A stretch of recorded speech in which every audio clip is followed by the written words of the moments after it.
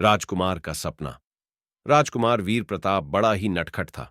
तलवार चलाने में कमजोर मगर सपने देखने में माहिर।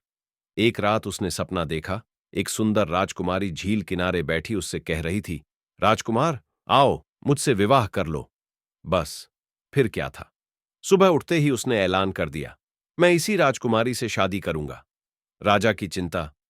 राजा ने माथा पीट लिया, अरे बेटा, ये राजकुमारी कहाँ है? राजकुमार ने छाती ठोककर जवाब दिया, जंगल के उस पार।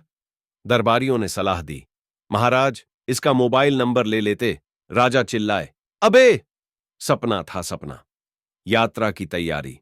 राजकुमार ने अपना घोड़ा बिजली तैयार किया, तलवार उठाई जो अभी तक किसी लड़ाई में नहीं चली थी, और नारा लगाया, मैं अपनी सपनों की राजकुमारी को लाने जा रहा हूं।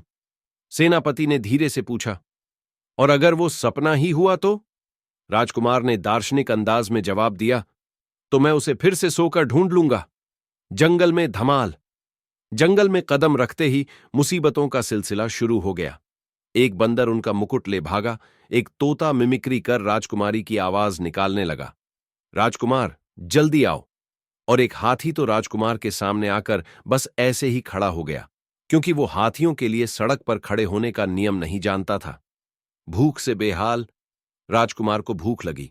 उसने पेड़ से आम तोड़ा, मगर तोते ने टोका, ये राजा बंदर का आम है। राजकुमार ने डरते हुए कहा, क्या मैं उससे परमिशन ले सकता हूं? तोते ने कहा, ले सकते हो, मगर उसने अंग्रेजी सीखी है, तो अच्छे से एक्सक्यूज मी कहना पड़ेगा। अचानक सच्चाई। तीसरे दिन जब वो एक झील के पास पहुंचा तो उसे एहसास हुआ कि यह वही जगह थी जो उसने सपने में देखी थी, लेकिन वहां कोई राजकुमारी नहीं थी। तभी एक बूढ़ी महिला आई और बोली, बेटा, यहां तो हर दिन कोई ना कोई सपनों की राजकुमारी ढूंढने आता है। राजकुमार को झटका लगा, मतलब मेरा सपना नकली था? सपना टूटा, मगर राजकुमार मायूस होकर लौटने ही वाला था कि सामने से एक सुंदर युवती आई। आप कौन हैं? राजकुमार ने पूछा। मैं इस झील की राजकुमारी हूं, लेकिन मेरी शादी उसी से होगी जो जंगल के मजेदार किस्से सुनाए। अंत भला तो सब भला।